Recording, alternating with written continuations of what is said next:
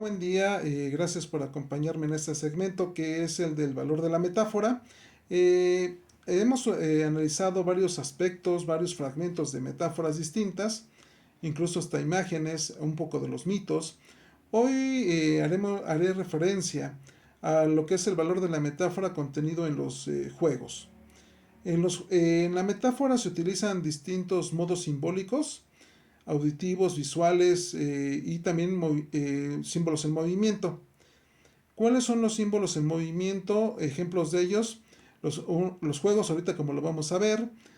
Otro de ellos, por ejemplo, los quienes son participantes de alguna religión, cuando hay una ceremonia, cuando hay una congregación, son símbolos en movimiento. Por ejemplo, la misa es un símbolo en movimiento donde tiene distintas partes, donde nos va a dar diferentes mensajes y diferentes enseñanzas dependiendo en qué grado estemos, si como vamos a llamarle pertenecientes a esa religión sin un cargo, va a ser la enseñanza exotérica, sí, perdón, sí, perdón, exotérica, que es pues nada más como un dato histórico, como un dato o brevario cultural.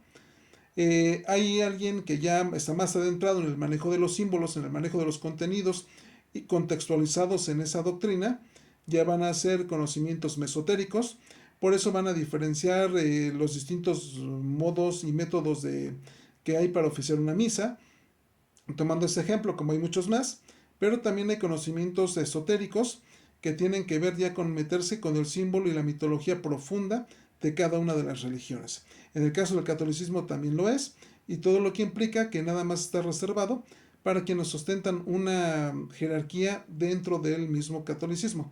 No es para todos, donde también se va a diferenciar de distintos modos. Entonces, en esta parte también los mecanismos de la metáfora van a servir para ilustrar, van a servir para enseñar, van a servir para transmitir mensajes. En el caso de los juegos, no es la excepción. Al que me voy a referir el día de hoy es el juego de Doña Blanca. Aquí en México, en los años 80, en los años 75, por ahí así, era habitual que se reunieran, y eso también dependía también varios aspectos que hay que tomar en cuenta en ese contexto. Primero, usualmente en las familias eran familias muy numerosas, donde había reuniones de distintas familias pertenecientes a una familia extensa, donde se juntaban primos, que se van a dividir por edades, por género. Entonces, en el caso de las rondas, pues era habitual cuando eran juegos mixtos, ¿no? Hombres y mujeres participaban de distintas edades, con distintas habilidades cada uno de ellos. ¿De qué se trataba Doña Blanca? Doña Blanca era hacer una ronda, una rueda, donde los que componían esa rueda de varias personas estaban tomadas de la mano, haciendo una especie de cerco protector para quien estaba en el centro. La persona que estaba en el centro, independientemente que fuera hombre o mujer, le iban a decir Doña Blanca. Y había una persona fuera del círculo.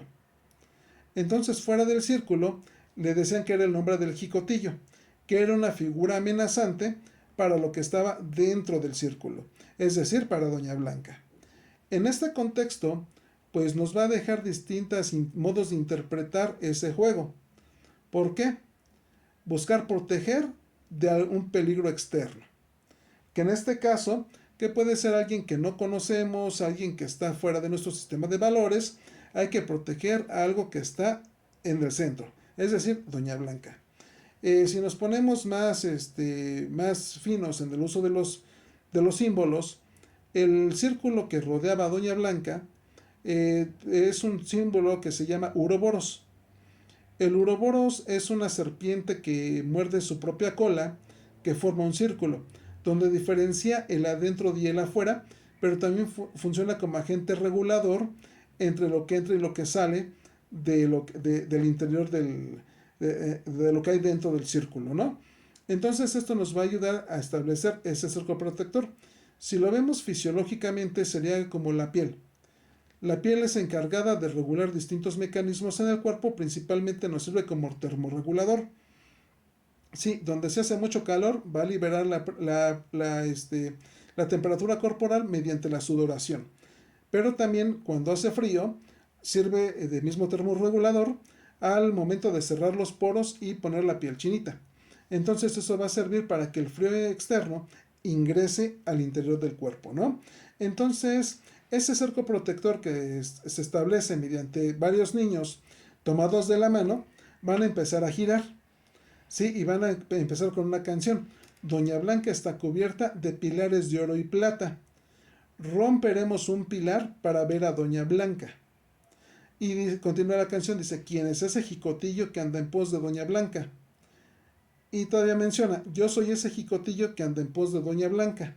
Y empieza a preguntar de qué son los pilares que rodean a Doña Blanca. ¿Qué son los pilares? Los momentos de unión. El estar en mano con mano es esa unión que está el pilar. Y el jicotillo pregunta de qué es este pilar y de lo que respondan, que puede ser de oro, de plata, de cemento, de acero, de chicle. Independientemente del material, lo que va a tratar de hacer él es, identificando el eslabón más débil, esta parte, va a tratar de ingresar, de romper ese eslabón, ingresar, agarrar a Doña Blanca. Una vez que la agarra, van a elegir a otra persona, ¿sí? Para que ocupe el lugar de Doña Blanca y alguien más el jicotillo. Entonces, la tarea de Doña Blanca, ¿cuál va a ser? En cuanto vea que intenta romper y lo está rompiendo, salir por otro lado y salir a correr para mantenerse a salvo. Entonces, esto nos da muchas enseñanzas de distinto tipo. Una de ellas es desde el aspecto familiar. En el aspecto familiar, teóricamente, la protección que nos brinda la familia va a servirnos para agentes externos, donde son identificables esos jicotillos que van a amenazar o atentar contra los miembros de la familia. Por eso es importante ese cerco protector. Sin embargo, cuando empezamos a analizar distintas historias donde se maneja maltrato infantil, nos damos cuenta que ese cerco protector no funciona, porque lo ejercen personas que están dentro del mismo núcleo familiar. Entonces este cerco protector es bien interesante ver cómo muchas veces no funciona. Hay una definición de amor que utiliza un colega. Él dice que el amor es protegerte de mi propia capacidad de hacerte daño. Sí, entonces en este ejercicio, en el marco familiar, muchas veces ese jicotillo es esos impulsos por agredir. Y es importante proteger al otro de ese impulso por agredir. Entonces, en este marco también, usualmente a quienes se protege son a los más niños, a los más pequeños. Sin embargo, no siempre es de ese modo. Entonces, en este entendido, esta parte familiar sirve de contención para esos agentes externos, esas amenazas externas. Pero también nos sirve de manera moral. Los valores que no pertenezcan a la familia, pues hay que mantenerlos fuera y mantenerlos a cubierto de ese sistema de valores. Pero también tiene mucho que ver también con la autoprotección que se tiene que dar el individuo para esos agentes, ya sea externos. ¿Cómo lo podemos hacer esta enseñanza de tipo psicológica? Nosotros tenemos una tonalidad emocional, pero eventualmente vemos amenazas externas dependiendo de los contextos en los que nos encontremos. Y eso pueden ser como esa especie de jicotillos que van a tratar de ingresar a nuestro estado emocional. Y nuestra labor es proteger a esa Doña Blanca, que es nuestra tranquilidad probablemente, pues de ese aspecto, ¿no? De ese contexto emocional que no necesariamente es favorable. ¿Qué pasa a nivel de conocimiento? A nivel de conocimiento, esa parte del que está rodeada, le podríamos dar, análogamente hablando, el nombre de conciencia. Es lo que yo conozco. Y lo que yo conozco va a servir de protección para una identidad. Ese jicotillo que está en el exterior, que puede tomar una manera amenazante, puede llegar a ser un conocimiento nuevo. Pero como es nuevo, usualmente lo estigmatizamos. Por eso generamos ese cerco protector. Y aquí es bien importante que ver que eventualmente nuestros pilares no necesariamente son sólidos. Por eso cuando escuchamos a alguien que tiene un sesgo de autoridad, nosotros le vamos a creer a ese alguien ese dato simplemente porque es una autoridad y va a ingresar por un pilar que va a ser sumamente frágil. A nivel psicológico, ¿cuáles son los pilares que nosotros podemos, psicológico-filosófico? ¿Qué niveles o qué pilares son los que nos van a servir? Primero, la inteligencia. El cómo empezamos a adquirir esos datos del exterior mediante los sentidos. Y esos datos, para que se transformen en conocimiento, hay que pasarlos por un proceso que se llama razonamiento. Sí, esa información se van a transformar en ideas. Las ideas son representaciones mentales de esos conceptos. Si ahorita yo digo perro, ustedes van a imaginarse un determinado perro. Y ese perro, como ustedes se lo imaginen, se llama impronta, que tiene que ver con lo que ustedes experimentaron por primera vez de un perro o la experiencia más significativa que tienen de él. Y se lo van a imaginar en un determinado contexto y se van a imaginar y se van a acordar de qué es lo que hace un perro. Entonces, ¿por qué? Porque las ideas se van a relacionar por medio de tres modos. Uno, por semejanza; dos, por contigüidad; y tres, por causalidad. Semejanza, ¿a qué se parece? Veo un dato nuevo, ¿a qué se parece de lo que conozco? Después es, ¿sí?, en dónde se desarrolla. Un perro usualmente, ¿dónde me lo imagino? Y eso tiene que ver con tu vivencia. Y también qué efecto genera. Desde el calor que genera abrazarlo, desde quizás el gruñido, quizás la parte cariñosa, y esa parte tiene que ver con nuestras experiencias. ¿Sí? Entonces, la parte de semejanza, la parte de la contigüidad y la parte de la causalidad. ¿Sí? Entonces, estas ideas, cuando se agrupan por campos semejantes, forman un pensamiento. Todos pensamos. Sin embargo, no todo lo que pensamos es factible. Es decir, que sea fundamentado y que sea basado en una experiencia. Para determinar si es o no es factible ese pensamiento, para eso nos sirve la razón. La razón, y eso tiene mucho que ver con lo que en algún momento dado vimos en bachillerato, de los modos categóricos, donde vimos los silogismos, para ver si ese pensamiento es o no es factible, lejos de verdadero o no. Porque tenemos pensamientos que no son necesariamente verdaderos, pero que generan una afectación real. Y eso tiene que ver muchas veces en el pensamiento.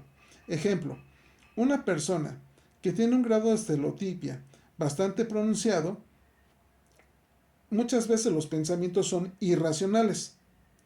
Y este pensamiento irracional va a generar una afectación real. ¿Sí? Y esto tiene que ver nuevamente con el juego de Doña Blanca. Ese cerco protector que tenemos, que es para definir si los pensamientos son o no son factibles, pues no está funcionando adecuadamente. Porque un pensamiento que no es verdadero está afectando de manera concreta y de manera real al individuo.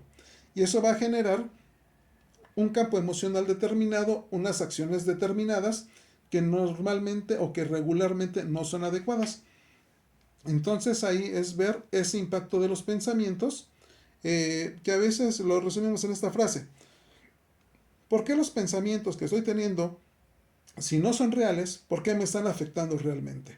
¿Por qué? Porque estamos hablando de que ese cerco protector no está funcionando adecuadamente. Esa ronda, esos pilares de Doña Blanca no están funcionando adecuadamente. Entonces, para eso es importante pasarlos por el filtro de la razón. Esos silogismos, pero también asumiendo que la afectación real se está llevando a cabo en ese momento. Y lo que es importante ver es, en este momento, ¿qué necesito? ¿Qué de lo que hay aquí? Nuevamente, por poner el cerco protector, ¿qué de lo que hay aquí? ¿Qué necesito? ¿Qué le falta? ¿Qué le sobra? Para generar un marco mayor de tranquilidad. Entonces, la razón nos va a servir para definir qué pensamientos son factibles o qué no son factibles. Y con esto vamos a llegar a una conciencia. La conciencia es un conocimiento fundamentado y una vez que verificaste que va a ser factible, para ponerlo en práctica, y eso nos va a dar lo que es el albedrío. ¿Qué es el albedrío? Esta facultad que tenemos para elegir lo que vamos a hacer. Si decimos libre albedrío es pleonasmo. El decir albedrío es tu facultad de elegir ¿Qué vas a hacer? Asumiendo también la responsabilidad sobre la consecuencia de lo que se detone. ¿Sí? Es decir, eres libre de elegir, pero no eres libre de las consecuencias, sean positivas o negativas. Una consecuencia es lo que sigue. Ahora, una cosa es que lo elijas y una muy diferente es que lo realizas, y para eso nos sirve la voluntad. Es como los propósitos de Año Nuevo. En esos propósitos de Año Nuevo, pues elegiste hacer 12 propósitos y usualmente tienen que ver con las uvas que consumimos. Sin embargo, pues ya necesitaremos ir en estos momentos a un 30% de avance de sus propósitos. Sin embargo, no es así. Entonces, este cerco protector, que es esos pilares, esos filtros que necesitamos para pasarlo al aspecto del conocimiento, cuando hay un conocimiento nuevo y se incorpora a nuestra cotidianidad, va a generar un desequilibrio, porque hay un periodo de adaptabilidad, un periodo de transferencia, en donde vamos a ampliar nuestro horizonte de comprensión. Y eso va a generar pues distintos pensamientos, distintas emociones, distintas conductas, ¿sí? Y lo importante es que esas se sostengan en la medida que sean significativas. Entonces, esta parte del juego de Doña Blanca, que puede parecer un juego para niños, como adultos lo podemos nosotros hacer a diario haciendo ese tipo de analogías. ¿Por qué? Porque el juego de Doña Blanca es una metáfora. Por eso hay que acordarnos, incluso tiene que ver con la piñata, con el canto de la piñata, con diferentes rondas que son para niños, que no necesariamente la enseñanza que nos puede brindar se queda ahí, sino también como adultos, en distintos campos, podemos efectuarla. Y también vamos a ver lo siguiente. Nosotros somos uno de esos pilares que brindan protección a alguien de nuestra familia. Ahora, lo importante sería ver lo siguiente. El tipo de protección que brindo facilita a que la persona desarrolle sus habilidades o facilita que no las desarrolle. Porque usualmente quien protege más de lo que le corresponde es una persona intrusiva, es una persona que invade. Es decir, que esa misma persona que en apariencia es protectora es como ese jicotillo que ya poseyó a Doña Blanca y no la deja desarrollarse, porque no funciona ese filtro, esa diferenciación entre ese un yo y un tú. Por eso es importante ver que en el aspecto vinculativo es necesario mantener esos marcadores contextuales de ver en dónde sí y en dónde no podemos intervenir previa autorización. Entonces es importante rescatar el valor de la metáfora en distintos ejes, en distintos contextos. ¿Sí? Pues muchas gracias y hasta pronto. Que tengan excelente día.